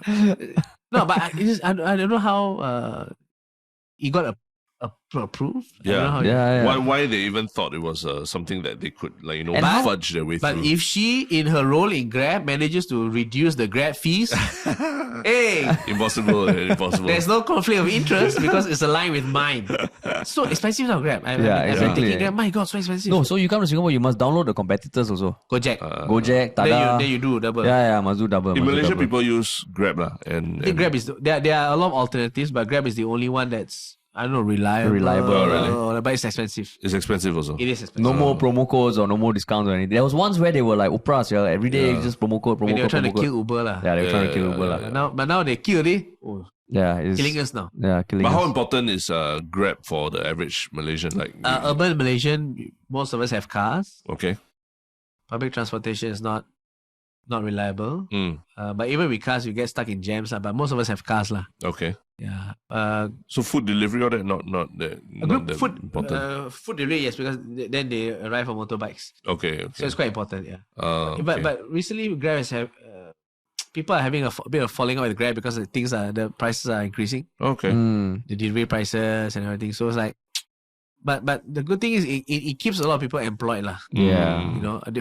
If they otherwise don't have jobs, keep them employed so that at least they stay off the streets and. Yep. I mean, as much as I will complain about Grab and all, if I need it, they still provide a good service if they're the cheapest, or if they can deliver the food. I'm like, fuck it lah. I'll just drink the damn Kool-Aid lah. Is there an alternative for Grab for food delivery? Yeah, I got the Deliveroo, Food Panda, Deliveroo. Food or just Panda, walking lah, just taking a walk to your local hawker center. Then there are platforms like Odel, which is a Singapore-started company that basically helps websites, restaurants create their own website for delivery or something. So they cut out the middleman. So a lot of establishments are also doing that. Right. Because the Grab, I think during COVID, Grab also got some flack because their service charges, like the cut that they take from restaurants, like 30% or something, which is damn high lah. So that's why now a lot of this restaurant they mark up the price 30%. Oh yeah. Correct. It's expensive. But in Malaysia, is inflation a general, like a very big theme of people's day to day now? Yeah. Inflation is very bad now. And then we have stuff like egg shortage. Chicken shortage. And inflation is quite high now. So recently the government introduced something called Menu Rahmah, which is like friendly menu, which is like certain restaurants you pay 5 ringgit, you get like rice, chicken and veg, whatever. Like I don't know how it's going to be sustainable, but it's worrying because these kind of measures are like like Band-Aid. Yeah. The fact that they're doing this means they don't have a better solution yet. Yeah. To all this inflation and whatever. So, like, what's your next plan? Takkan you wanna? Don't tell me you do this friendly menu for like the next 5 years. It's not sustainable. So given how parliament is so fractured in Malaysia, is a lot of time spent like the convincing within parliament to pass a certain thing or something? Because in Singapore, like majority PAP still, if they want something, they will push it through, Yeah. Malaysia, is it a lot of like, okay, just So in-house fighting right now, this? the current prime minister, the current composition, he's actually enjoying a 2/3 majority because his coalition plus some former enemies, you have a simple coalition. Then another coalition from its own coalition from Sabah and Sarawak, from Sarawak. They themselves are a big group who has joined him lah. So to get benefits for East Malaysia. So with that, he actually has a 2/3 majority. So if he wants to amend the constitution for reforms, now's a good time lah. But he doesn't have. He shouldn't be relaxing and waiting. He should do it now because you never know when your government will collapse. But within the coalition, they all, definitely got some differences. Oh, for now. For now, it's fresh. So, but last time, when we lowered the voting age to 18 years old, the guy who was spearheading it, his name is Syed Saddiq, a very young politician. Yeah, correct. He managed to cross the aisle and get a lot of bipartisan support. So the motion to lower the voting age was passed unanimously. Everyone agreed, which is a good thing lah. So yeah, but when you don't have a strong coalition, you have to take time to. Like last year, they tried to do this thing called the generational endgame for smoking, which is like they will ban smoking products being sold to people who are born after 20 a certain year. People born after let's say 2015.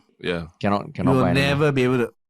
the idea is that you never be able to smoke lah. Then there was but that fell apart because not enough support. I see. As in what, young people want to smoke? No, I mean, okay, so because you see, the lobbyists, the tobacco companies, they will lobby to not have it in place lah. And it's absolutely ridiculous because you have politicians who say, hey, we must support businesses. What are you talking about? It's to prevent smoking. Clearly, some of them have been influenced lah. So, and big tobacco has a lot of money. They never take position as director of public policy at the tobacco companies. No need lah. No need. You just get shares. You just get shares, or they were, or it's like.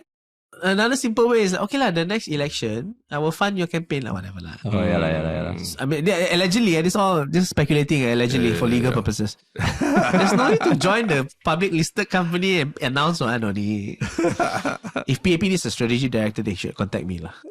So in Malaysia, there's no equivalent of like Alex Jones, someone who is that publicly vocal about all the conspiracy theory shit, given all the stuff that's happening.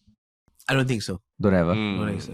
At least definitely not in English lah. Not in English. But we don't need. Yeah, Singapore got lah. Singapore. Probably Alex Jones. The first being sued and cancelled, man. The guy. Deplatform. Is it deplatform? I think so. I think he hasn't been put back. Like Trump kena put back already, right? The worst thing he did was like telling all the parents that they're shootings, right? Fuck, that one's I think that was the point where even the neutrals were like, dude, you can't say this kind of shit lah. He's getting sued like billions. I think I pay $1 billion. I hope he gets fucked. It's horrible the things he did. It is. Yeah. So now when you go to America, part of your tour includes going to America, right? So like, are you thinking also like the audience you'll be talking to in America? Because I can imagine the whole audience there being very I think my stuff, you don't really need to be a Malaysian to get it. And I'm sure I have, but then I also, when I perform overseas, I know that I have some fans who are in America who like my stuff. Okay. So I don't really need to like sort of pander to US politics or whatever. And I shouldn't lah, because like then I become just every other comic in America, in New York. I want to be my own guy. Yeah, correct. So I don't really go, okay, I need to do something. But sometimes something happens which you must address, you know what I mean? I went to London last year, October. And this was shortly after Liz Truss was Prime Minister, then had to resign. Yeah. And that time things were shit in London. Very bad. And that time also the ringgit went up to like an all-time high record against the pound. Okay. So I went there and I said, opening line, I said, Malaysia's going through a lot of shit. But I got to say, you guys are going through a lot of shit also. Big applause break. Big applause. Like, let me tell you how bad it is from outsider perspective. Okay, I've toured around for 10 years. This is the first time I go to another country and I tell the local promoter, please pay me in ringgit. And they're like explode, like applause, because their currency was so shit then also. So like, okay, it's really bad. So that was a nice special moment that only the UK fans have lah. I see. Also, you have a little bit because it's so big. Yeah, correct. In Jakarta, this one happened like my venue outside, just simple things like no flight photography, whatever. So, no food, no drinks, no weapons. I went on stage. Jakarta is the first time there were no weapons. Like, what happened at the last show? That you must say no weapons. Really, no weapons. The third one. No weapons. Surely, if you should have been the first, So when you plan these tours, like, is it all like do you have people that help you with it? Yeah. You lead it and like Malaysian shows mostly I do myself. Yeah. With the help of my manager. Singapore shows I do myself. Then Australia, New Zealand, I have a guy who's helping me. His name is Andy. And then like Indonesia, I have a friend named Mo. He's a promoter in Indonesia. Then Hong Kong, I have another friend in Hong Kong. So these are all people you get to know through the local network and all. Vivek and Mo are fellow comedians, really great guys.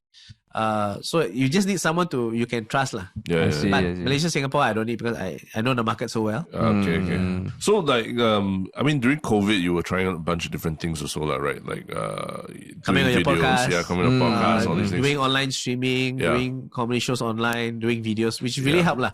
But what have you learnt in the past couple of years through the pandemic that maybe you wouldn't want to go back to or anything at all, like, or something that has made you realize like this is really like stand-up comedy in person live, that's what I want to do, and not all the other fluff like doing stuff online and all that?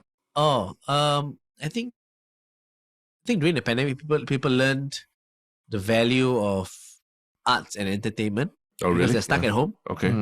So when I do videos, the videos that I put out during the pandemic all have excellent views because people are at home. So they just watch. So it really honed my craft also. So people now appreciate comedy more. So there's a lot of value in what you do, especially when you entertain people, you put out content. So content is king during those pandemic years. So, but once I got out of that and I returned to the stage, that's when I realized that the stage is very different. Doing live comedy, people giving you that immediate feedback. That's the best job. It's the best job in the world. So that's why I love stand-up comedy a lot more. I used to love it a lot, but now I love it even more. Yeah, it's taken my appreciation to the next level, especially when my friend got arrested and the comedy club got shut down. Appreciate it while we still have it. That's why I like coming to Singapore to perform. Last year I shot my special and I performing regularly again, touring again. So it's a good feeling. It's one of the best jobs in the world, being a stand-up comedian. Very lucky to do it. Yeah. And you have a show coming out in July in Singapore also, right? Yes. And tickets are available already. Yes. Actually, so I'm doing, this year, I'm doing 5 cities in Malaysia, Singapore, then there's Hong Kong, Indonesia, Sydney, Brisbane, Perth, Melbourne, Adelaide, Auckland, London, and then London, LA, New York, Toronto, Vancouver. Right? But my fastest selling show is in Singapore. Oh, yeah? I've sold more tickets in Singapore than in KL. So I love the Singaporean fans or all the fans in Singapore. So it's selling like non-stop. So I think I'm going to add another show. Oh, is it? wow. So I'm 7th and 8th, Friday, Saturday. I think I may add a matinee show on Saturday. Oh, Because nice. I've sold, right now, total capacity is 4,000 seats. Yeah. I've sold 1,000. Wow, power, I man. have 5 more months to go. So I might add another show. So I'm really optimistic. Oh, Last year's I see, shows I see. were also sold out. So I'm very grateful. And this is the Esplanade. Esplanade, baby. Oh, alamak. Yeah. That is great, man. And I'm hoping that everyone watches my Netflix special coming on 9th of February. Yeah. And then hopefully that will even spur more ticket sales.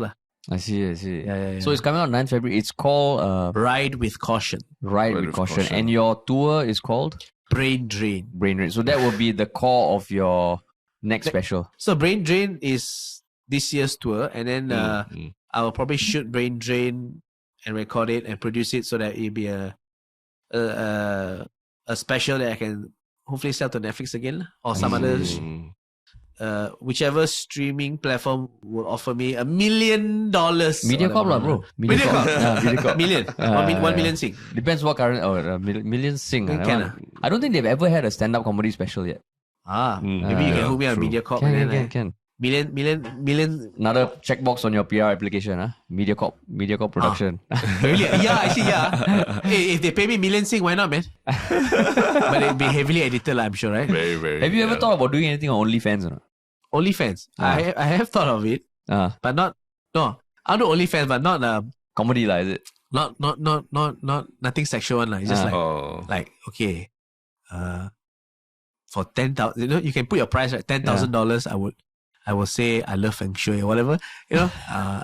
For 1 million, I'll say traditional Chinese medicine works. Whatever. I put money to betray my beliefs but a lot of money I see. Yeah. That's the only fans you do if you like to betray your beliefs. Betray my beliefs for a lot of money. For a lot of money. For a lot of money. Yeah, I was telling Faz also, try, because I think he recorded his performance last year or something. I said, just try put on OnlyFans. You'll be like the first stand-up comedian in Malaysia and Singapore to go on OnlyFans. But it's only all for sex, right? It's all just no, not sex sex. Like take but nowadays, all Mickey out of it. people who are on OnlyFans, the people who it's buy, a lot of sex It's a lot all of just want sex. They just want sex. Yeah, it's a lot of sex. Yeah, there's a Malaysian OnlyFans creator. Her name is Puyi. Yeah, correct. Very famous. So rich. Yeah. She's so But now rich. she's pivoting to DJing, right? Yeah, but smart but she's so rich. Does she live in Malaysia? I think so, yes. She does. How does that square with the laws against blowjobs and everything? I really don't know But there's definitely she's very popular. Okay. Now, yes, she's doing DJing, but my God, she's so rich. And she's the first. I admire her so much, just like how you make money, amazing. But you say Smart, she's rich really. in the sense of she's very public with how she spends the money or what? No, I meant rich with values. No,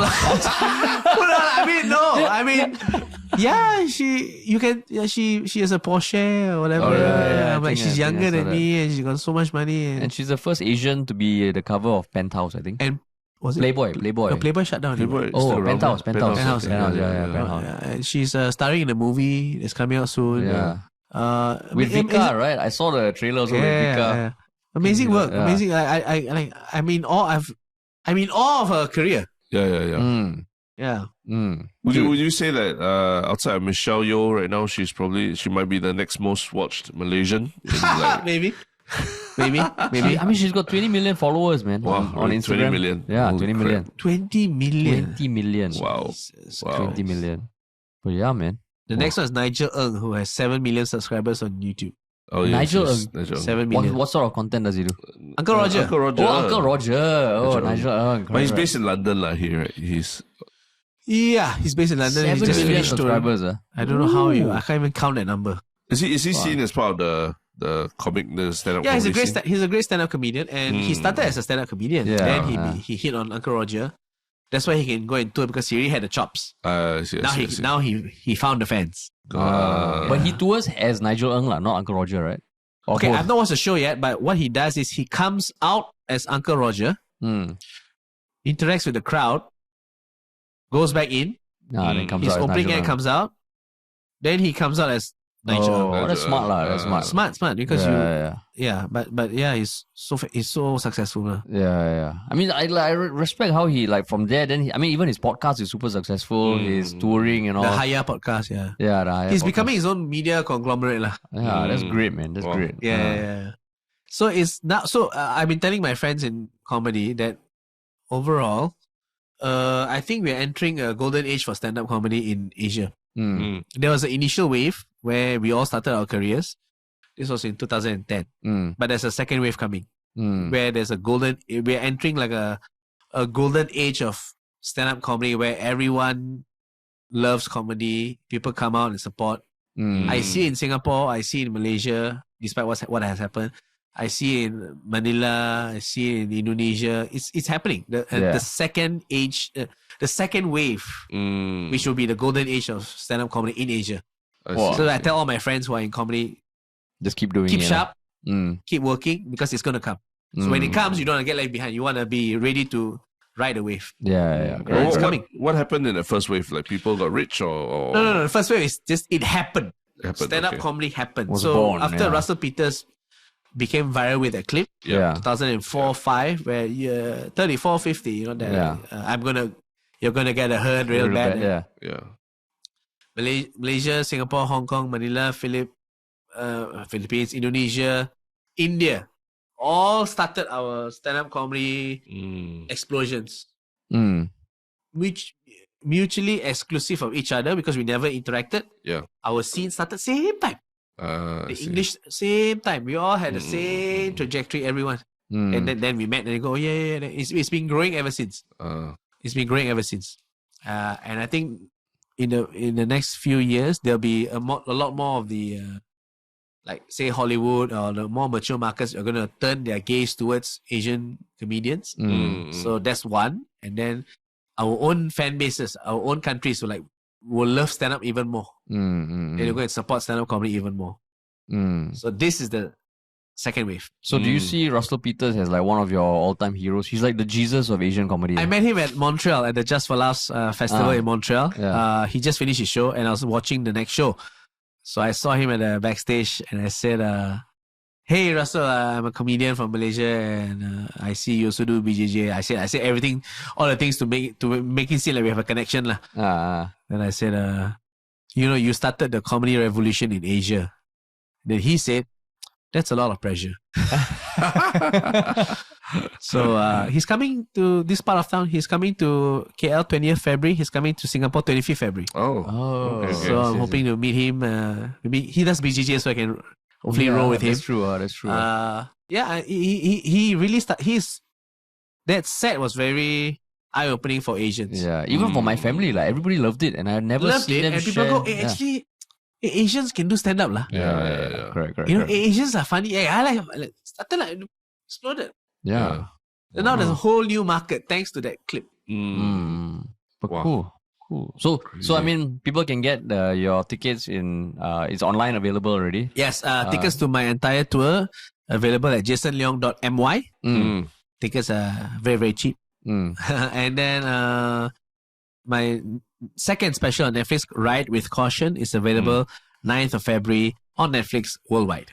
Wow, awesome. Nice. Okay, and we'll put the links to the show notes. Now on Netflix, people can sign up to put it also to watch I think so. I think right? you can if you watch the trailer, you can tap on something to remind you when it's going to come out. Yeah, the trailer's on. The trailer's out. Yeah. Okay. Yeah. Awesome. Cool. Yes. Yeah. Then shall we do our one Shiok thing? Yes. We always end our show with talking about one Shiok thing. If we give you the homework already. Yeah, one Shiok thing. Okay. So would you have something in mind? Really? Yeah. Okay. Can. So recently, I've been listening to a lot of podcasts because when you get stuck in traffic jams. Yeah. By the way, you're Singaporeans. You all know what traffic jam is? It's the thing you put on the bread, is it? Yes. They don't last more than 15 minutes. 15 minutes. Our jams last 2 hours. Yeah. So I've been listening to this podcast called How to Take Over the World. Okay. Right? It's basically, this guy is a historian. I think he talks about world leaders from the past like Julius Caesar, Vladimir Putin, Alexander the Great. So that's why I recently listened to the whole about Julius Caesar. The life of Julius Caesar is very interesting. And how he He became one of the most influential men in Rome and till today. The word, Tsar, like the Russian Tsar, that word came from Caesar. Oh. It was Caesar, Kaiser, Khazar, Tsar. It all came from Caesar. So he's very influential, and it's very fascinating life of Caesar. One of the legends of Caesar is, you all listen to the whole podcast. One legend of Caesar is he once got kidnapped by pirates. Right? So that the pirates want to ransom him so that people paid him a lot of money. Yep. But Caesar was a very ambitious and a very arrogant man. So when the pirates said, we're going to ransom you for 30 talents of money. Caesar said, 30 talents? Hey, I'm worth more. Ask for more. Ask for 50 talents. And then he would participate in sports with them, play games with them. They had exercises. Like he's sleeping, then the pirates are playing games. He'll say, hey, can you please quiet down? I'm trying to sleep. This is to his pirate captain. Then they became friends. And then he jokingly said to the pirates, when I get ransomed, I'm going to come back and I'm going to crucify all of you. And the first, joker lah, Caesar. You're a funny guy lah. So he gets ransomed. He gets released. Right? He goes to the nearest town, musters a small army, right? Raids the pirate cove. The pirates are still there. He captures all of them, and true to his word, he crucifies all of them. Oh, really? Yeah. But because they are friends, they've become friends. He is merciful. Because when you get crucified, it's a very horrible way to die. Yeah. So when they get crucified, he also slits their throat so that they die faster. Oh, that's nice. That's nice of him. So nice. So nice guy. So nice guy. Then he took back the money that they just ransomed him with. Yeah. Took back the money. Such a cool guy. Yeah. So that's one of the legends of Caesar. And that's just before he became really powerful and became the Caesar of Rome. So interesting. So it's like how long is each podcast? I believe there are 3 episodes. Each episode is like 40 minutes to an hour. Wow. Yeah. But the entire chronicles, there's also other podcast which talk about his life in even greater detail. But this is a good start lah. I see. Julius Caesar, one of the most. Cool. And it's a few different leaders lah. It's just 3 episodes. Yeah, no. The whole podcast is a few different, many other different. But I'm talking about the one about Julius Caesar. He does it really well. Okay. Awesome. Cool. What about yours? Terence? Mine is, I think on Complex, there's a recent YouTube video they did where the WWE legend, The Undertaker, goes sneaker shopping with Complex. So cute. They got The Undertaker, invited him to come to a sneaker store in Boston to talk about the sneakers that he wore and what he grew up with and what sneakers he was interested in as a youth. And how even while he was wrestling and all that, what kind of sneakers he was wearing and what kind of sneakers he'd wear now lah. So they got him to actually buy some sneakers on the spot. And I always find this damn funny because, all these Undertaker, Stone Cold, all these legends from 20 years ago, they're basically uncles now, right? Yeah, they're uncles now. You're trying to talk to them about sneaker culture. They're like, oh yeah, it's awesome that LeBron James wore this unique, like 1 in 500, like purple color LeBron 9 that pays homage to me. Then I'm like, but you look at him, he's wearing like this uncle, like dad shoes, like white color New Balance dad shoes. And he's like, I got a bad back now, so I can't wear all these sneakers and I got to wear New Balances because there's so it's always damn funny. There's the contrast of like, you remember these guys, The Undertaker, then they're like, talking about their bad knees and bad hips and like what New Balance shoes they're wearing. A previous Shiok Thing was the one with Stone Cold, right? Yeah, the Stone Cold was funny also. This is the Undertaker. So is it your Shiok Thing because it looks inauthentic? Like they are obviously not sneakerheads or... Yeah, they're obviously not sneakerheads. They're dads who are basically being put on the spot. Yeah, to try and connect to a younger generation and all that. It's always a funny lah. But I mean, they're also legends lah, right? So you would watch it just to hear what they say lah. Undertaker is pre-Steve Stone Cold lah, right? Yeah. He started before lah. Yeah, with Hulk Hogan and all lah. Yeah, but he stayed with the company. He stayed loyal to the company. All the way, yeah. There's a rumor about Undertaker, probably true, where WrestleMania 14, Stone Cold Steve Austin was fighting Shawn Michaels. Yeah. And Stone Cold Steve Austin was booked to win the match and usher in the whole Attitude Era. First time becoming the WWE champion. Yep. WF champion that time. And Undertaker's match with Kane just finished.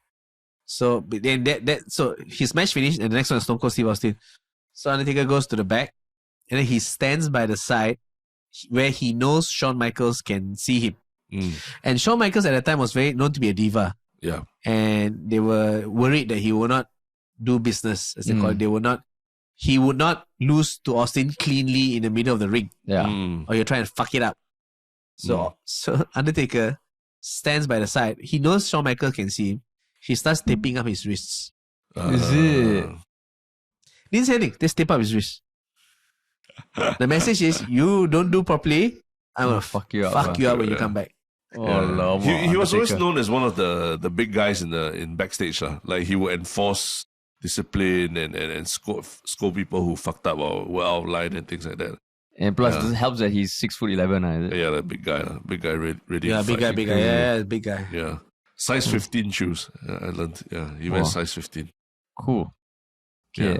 My one Shiok thing is I know I'm late to a lot of TV shows, but I recently completed Inventing Anna. Have you seen it? No. Have you heard of Anna Delvey?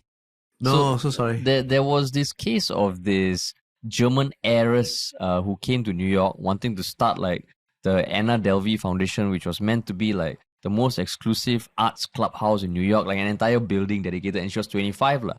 And when it was happening, I think it was 2016, 2017, she was like rubbing shoulders with all the in people in New York, like the most famous architect, the most famous chef, all getting them on board to build this one clubhouse. She got a $40 million loan from Fortress, which is a pretty legit investment vehicle.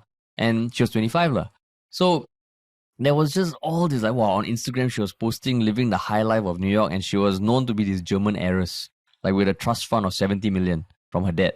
So one journalist started picking up eventually she got arrested because for claims of, I think, fraud and larceny or something like. Then what made it go viral was this one journalist from the Manhattan. Oh, this happened recently. 2018. Yeah, she wrote a long 7,000 word deep dive narrative about the story of Anna Delvey and how she conned New York's elite lah. And that blew up. It went viral, and Shonda Rhimes got the rights, and she made a TV show about it, following how this person conned her way and somehow managed to convince the best bankers, the best lawyers that her trust fund was legit, and that everything was real. But now she's serving jail time under house arrest because she was convicted out of like the 7 out of the 10 charges. And this story just tells it from like a story, like, it's not a documentary. So, I mean, I know the thing... How many episodes? Is 9 episodes. And it's super fascinating because I know there was some criticism about its tone and all, but it just shows how one person with enough confidence and charisma can con the people at the higher levels of society. And once you con one person, it helps you con the second person. And you just watch it, you're like, fuck, you can almost imagine how that would happen. It's like you're so rich and famous that people don't even bother checking your trust fund. Like, she would use a voice moderator to change Hilarious. Yeah, it's fucking fascinating. You watched it? Yeah, I've seen it, Yeah, it is unreal, and it just makes you think, shit, man, like, I also can do. Yeah, you also can do with enough confidence. And she's almost like somewhat delusional, and then now she's getting a reality TV show. So the problem is she didn't follow through with her project. Like, if she had taken the money and do it, no, she almost got close to it, but she got turned in by her friend who she siphoned some money from. So that friend called the cops. And then she was under charge. But up till then, everything, within a few weeks, she would have got a $40 million loan. Wow. Yeah. To get this clubhouse on 281 Park Avenue, which is this exclusive property in New York. Wow. So it's fascinating. So it's a nice watch. Okay. Yeah. Cool, man. So after you watch Jason's new special, then you can watch... correct. Yes. 9th of February. 9th of February. On Netflix, Right with Caution. Right with Caution. And Brain Drain, the global world tour. Yes.